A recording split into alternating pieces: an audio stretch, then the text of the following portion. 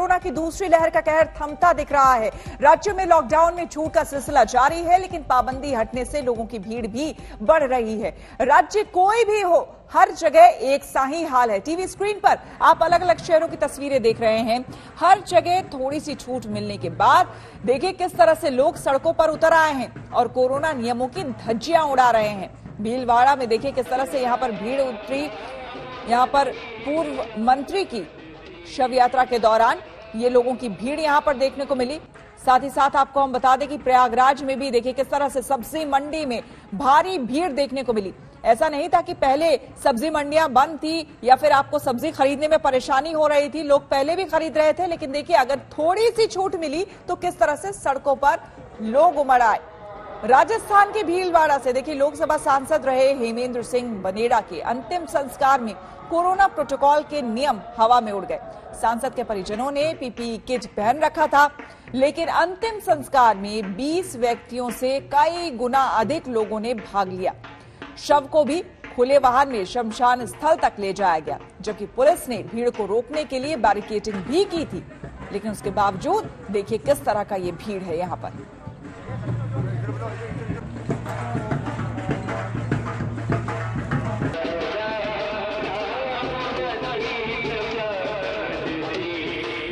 और इसमें आप पूरी तरह से देख सकते हैं कि न सिर्फ भीड़ बल्कि गाजे बाजे का पूरा इंतजाम था। और आम दिनों में अगर शव यात्रा किसी की निकलती है तो किस तरह से भीड़ उसमें होती है, ये देखकर आपको इन तस्वीरों में यही लगेगा कि कोरोना शायद गायब हो चुका है, छूमंतर हो गया है। परिवार वाले तो परिवार वाले, लेकिन उसके अलावा तमाम जो लोग थे वहां पर बिना सोशल डिस्टेंसिंग और मास्क के कई लोग यहां पर नजर आए। मध्य प्रदेश के विदिशा में पूर्व मंत्री लक्ष्मीकांत शर्मा के अंतिम यात्रा में भीड़ बेकाबू हो गई। आपको बता दें किसी तरह का कोई कोरोना प्रोटोकॉल यहां भी पालन नहीं हुआ। ये देखिए तस्वीरें आपको हम दिखा रहे हैं पूर्व मंत्री की अंतिम यात्रा की। घर से लेकर दरवाजे से लेकर बाहर तक पूरे इलाके में कितनी भीड़ है। हर जगह आपको लोगों के सर यहां पर नजर आएंगी और अंदाजा आप लगा सकते हैं कि यहां भी, और मध्य प्रदेश बीजेपी शासित यहां पर सरकार चल रही है। खुद मध्य प्रदेश में 10 लोग, ज्यादा से ज्यादा 10 लोग जा सकते हैं अंतिम संस्कार के इस यात्रा में, और 6 लोगों की उपस्थिति कही गई है जहां पर दाह संस्कार होगा। लेकिन उसके बावजूद देखिए किस तरह से घर के बाहर जबरदस्त लोगों की और प्रशंसकों की यहां पर भीड़ है। कोरोना प्रोटोकॉल की किस तरह से धज्जियां उड़ाई जा रही हैं वो भी देखिए, वो भी तब जबकि अभी अभी लॉकडाउन अनलॉक की प्रक्रिया जो है वो शुरू हुई है। उसके बावजूद किस तरह से भीड़ दिख रही है इस तरह की चीजों में। और न सिर्फ ये शव यात्रा में आपने देखा कि किस तरह से भारी भीड़ है, अब आपको आगे भी हम दिखाते हैं कि देखिए कहां कहां लोगों की भीड़ जो है वो कूद पड़ी है, निकल पड़ी है। मध्य प्रदेश के ही शाजापुर में आपको हम दिखाते हैं, देखिए बीज खरीदने के नाम पर सारे कोरोना के नियम जो है वो हवा हवाई हो गए। ये देखिए तस्वीरें, इसमें सबसे दिलचस्प तस्वीर इन पुलिस वाले की है जो वर्दी में है और मास्क नाक और मुंह से नीचे है। अब इन जनाब से जरा कोई पूछे कि इनको जिम्मेदारी दी गई है लोगों को सही राह पर चलने की, सही राह पर चलवाने की। यहां पर ये खुद इनकी ड्यूटी लगी हुई है, लेकिन इन जनाब के चेहरे पर ही मास्क नहीं है। मास्क जरूर आपको मिलेगा, लेकिन कान में लगा हुआ है और मुंह से नीचे है ये मास्क। अब ऐसे में कैसे कोरोना नियम का ये पालन करवाएंगे, ये सोचने समझने वाली बात है। ऊपर से आपको बता दें कि यहाँ पर किसान जो है वो बीज खरीदने के लिए आए थे और जबरदस्त भीड़, भगदड़ मच गई यहाँ पर, क्योंकि लोगों को नहीं मिल रहा था बीज और उसको लेकर आप देखिए यहाँ पर तमाम लोग हैं। कई बार इस जनाब यहाँ पर देखिए एक बंदे ने रुमाल लगा रखा है चेहरे पर, तो कभी वो हटाता है कभी वो लगाता है। कुछ इसी तरह की स्थिति यहाँ पर तमाम लोग, धक्का मुक्की की स्थिति देखिए। ऐसा लग रहा है कि कोरोना पूरी तरह से गायब हो गया है और एकाएक अब वो फ्री है कुछ भी करने के लिए।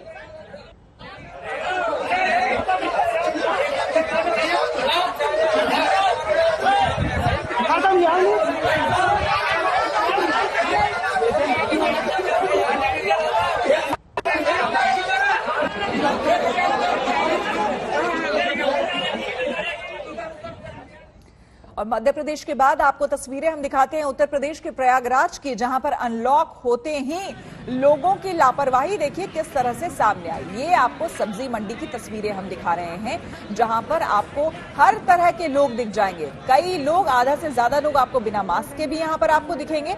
कई लोग, उनके चेहरे पर मास्क तो है लेकिन ना वो नाक पर है ना वो मुंह पर लगा हुआ है, वो नीचे है। और साथ ही साथ आपको हम बता दें कि यहां पर अनलॉक की यहां भी प्रक्रिया, अभी उत्तर प्रदेश में आपको बता दें कि कई जिले ऐसे हैं जहां पर अनलॉक हुआ भी नहीं है, क्योंकि वहां पर 600 से ज्यादा केसेस हैं। अब ऐसे में जहां पर अनलॉक की प्रक्रिया अभी अभी शुरू हुई है, राज्य सरकार के लिए कितनी बड़ी चुनौती।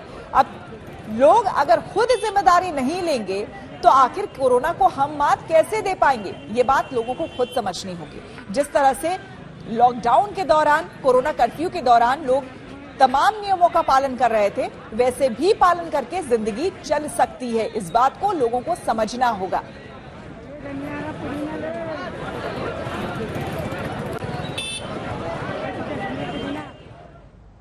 चलिए रुक करते हैं अगली खबर की ओर, और अब बात होती है भगोड़े मेहुल चौकसी की। जी हां, मेहुल चौकसी के लिए क्या डोमिनिका से दिल्ली तक का सफर आसान होगा? भारत वापस लाने के लिए एजेंसियां आज तमाम दस्तावेजों के साथ डोमिनिका की अदालत में तैयार रहेंगी। आज ये तय होगा कि चौकसी वो डोमिनिका में सजा काटेगा, एंटीगा वापस जाएगा और भारत को सौंपा जाएगा।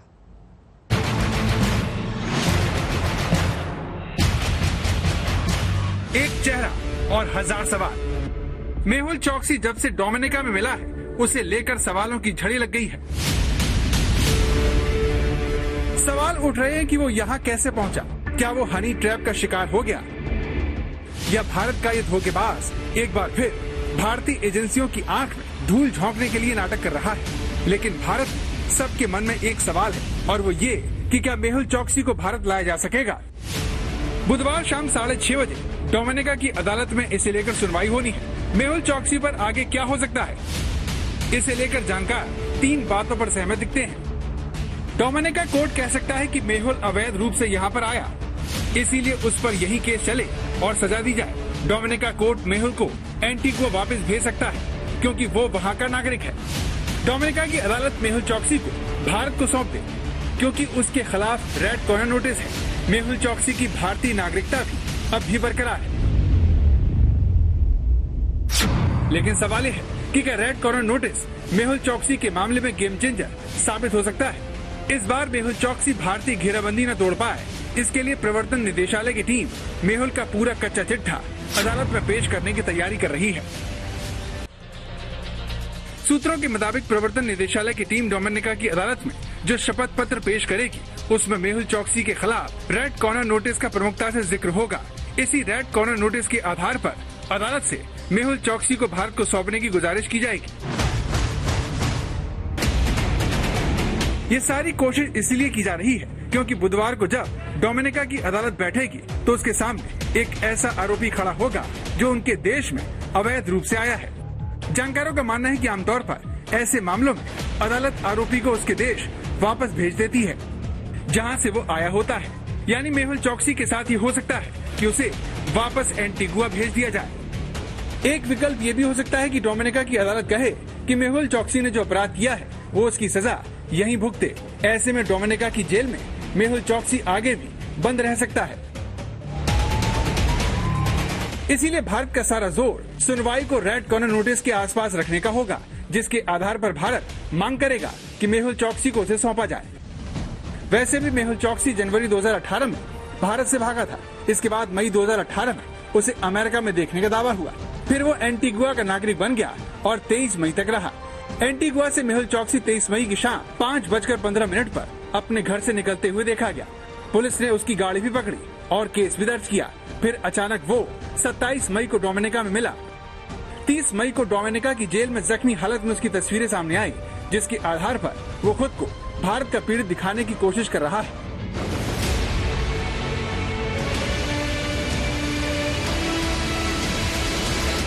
जहाँ तक मारपीट के आरोपों का प्रश्न है तो निश्चित रूप से ये सहानुभूति का एक जरिया हो सकता है, लेकिन अब इसको किस दृष्टि से देखा जाएगा ये तो जो पक्ष अदालत के सामने उपस्थित होंगे वो अपना पक्ष प्रस्तुत करेंगे।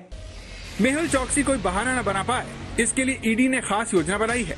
आज तक को मिली एक्सक्लूसिव जानकारी के मुताबिक डोमिनिका की अदालत में बुधवार को प्रवर्तन निदेशालय की टीम जो शपथ पत्र देगी, उसमें मेहुल के आधार कार्ड और पैन कार्ड के आधार पर उसकी हिंदुस्तानी नागरिकता साबित की जाएगी। ये बताया जाएगा कि मेहुल ने भले ही भारत की नागरिकता छोड़ने का दावा किया हो, लेकिन वो इसकी प्रक्रिया पूरी किए बिना ही भारत की बैंकों का करोड़ रुपए डकार कर फरार हो गया। तो डोमिनिका की अदालत में मेहुल को भारत सौंपेगी या नहीं, ये इस बात पर ही निर्भर करेगा कि वो मेहुल चौकसी के खिलाफ इंटरपोल के रेड कॉर्नर नोटिस को कितनी गंभीरता से लेती है। डोमिनिका का प्रश्न है, वहां पर प्रत्यर्पण से संदर्भित 1981 का एक कानून है, वो ये कहता है कि किसी भी ऐसे व्यक्ति को डोमिनिका से प्रत्यर्पित किया जा सकता है जिसने मूल देश में ऐसा कोई अपराध किया हो जो डोमिनिका के अंदर भी अपराध हो और उस अपराध के लिए 12 महीने या उससे अधिक का दंड उसे दिया जा सकता हो। मेहुल चोक्सी के संदर्भ में उसको काफी लंबा दंड मिल सकता है भारत में जो उसने अपराध किए हैं, आर्थिक अपराध।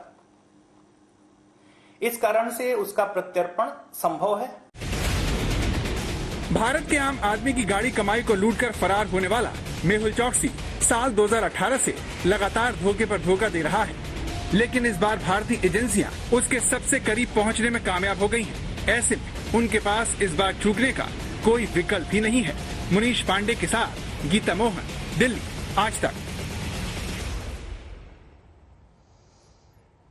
और आइए अब आपको बताते हैं कि अगर मेहुल चौकसी को डोमिनिका की अदालत ये फैसला सुनाती है कि उसको भारत भेजा जाएगा, तो डोमिनिका से भारत आने में उसे कितनी दूरी तय करनी होगी।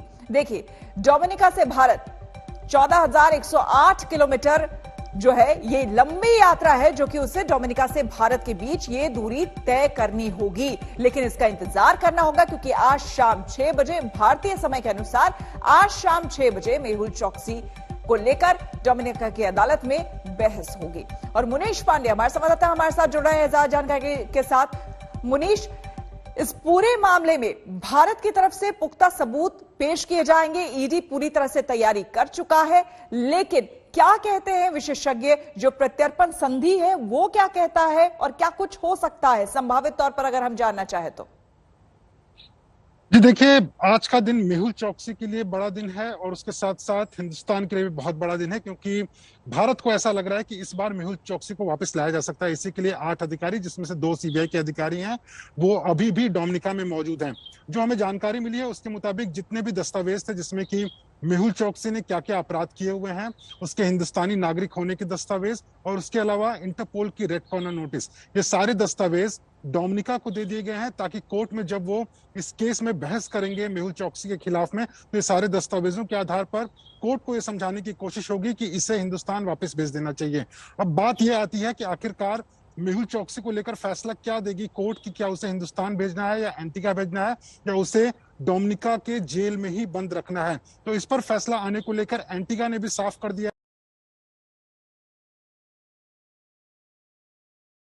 वो उस देश में भी नहीं रह सकता है। तो तीसरा विकल्प जो आता है वो है हिंदुस्तान का, और इसी के लिए हिंदुस्तान की सरकार, हिंदुस्तान की जांच एजेंसियां, सबको यही लग रहा है कि इस बार मेहुल चौकसी को वापस लाया जा सकता है। और जहां तक आपने प्रत्यर्पण का बात किया था, देखिए, अगर प्रत्यर्पण किसी का होता है या डिपोर्टेशन होता है तो उससे ये मतलब नहीं होता है कि वो किस देश का नागरिक है। मतलब ये होता है कि इंटरपोल की कौन सी नोटिस उस शख्स के खिलाफ है जो कि एक फरार अपराधी घोषित किया हुआ है।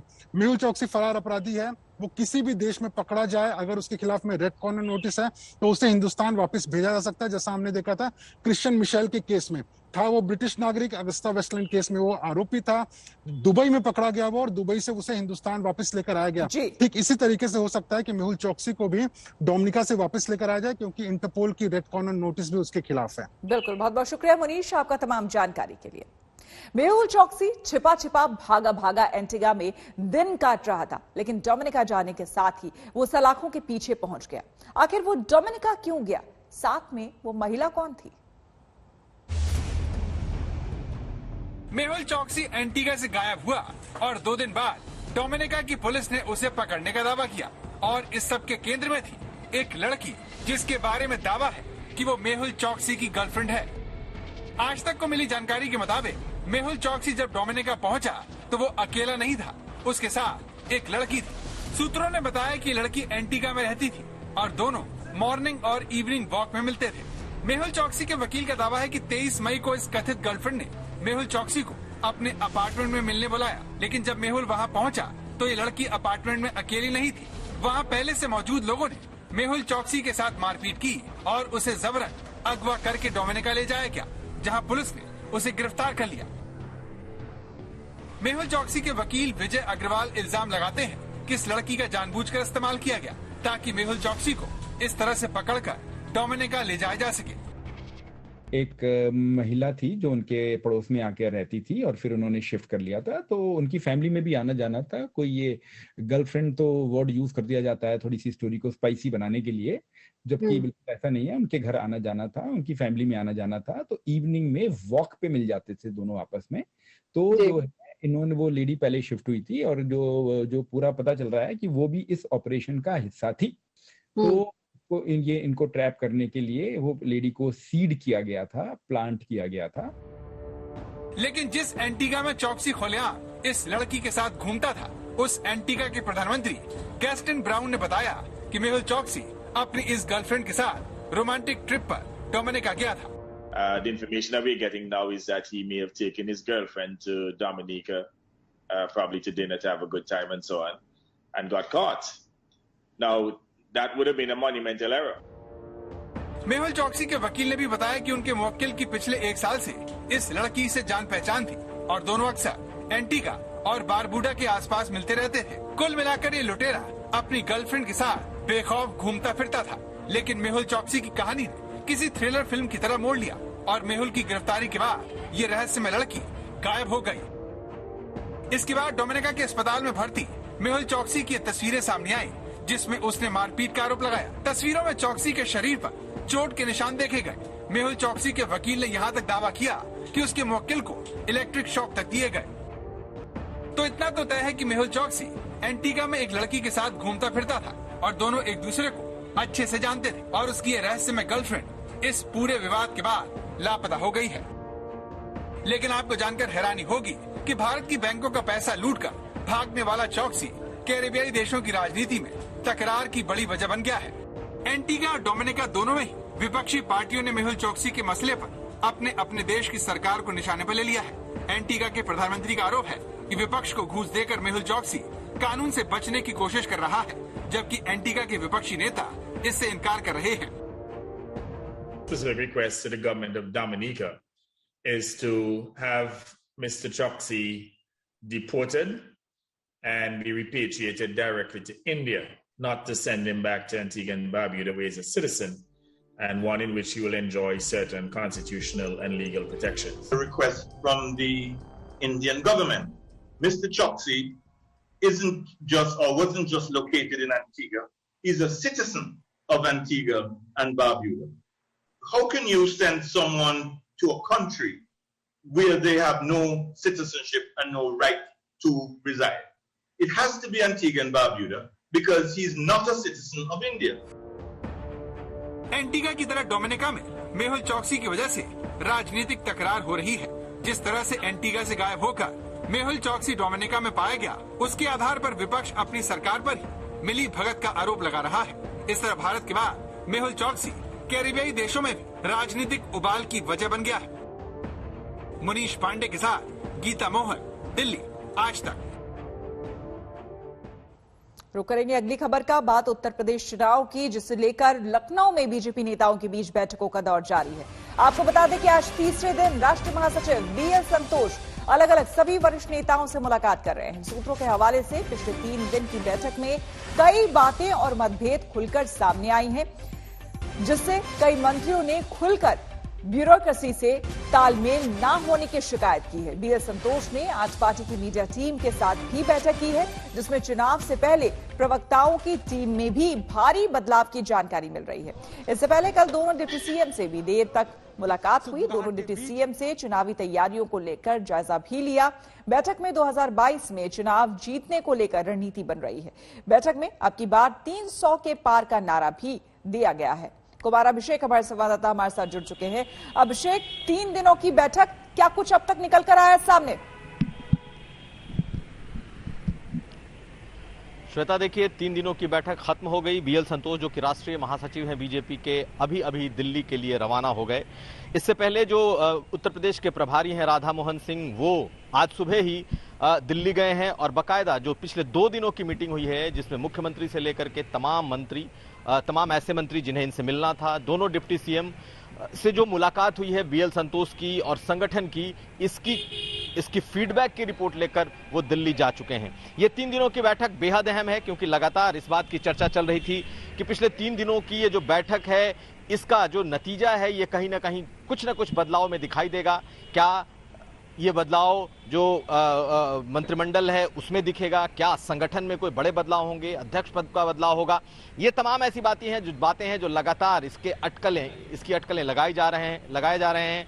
जो AK शर्मा हैं, जो कि नौकरशाह और MLC हैं, उनको एडजस्ट करने और खासकर मंत्रिमंडल में लेने की चर्चा, ऐसी तमाम चर्चाएं चली हैं। और 3 दिनों का ये जो उनका दौरा है या ये प्रवास कहते हैं, बीजेपी उसे रूटीन बात कह रही है कि एक रूटीन के तहत वो आए और उन्होंने प्रवास लिया और फीडबैक लिया, बातचीत की। लेकिन निश्चित तौर पर संगठन और सरकार दोनों का ये फीडबैक है और आने वाले दिनों में इस मीटिंग का असर जरूर दिखाई देगा, क्योंकि अगले 2 हफ्ते में कुछ ना कुछ हो सकता है कि इस मीटिंग के बाद बदलाव हो। बिल्कुल, बहुत बहुत शुक्रिया अभिषेक।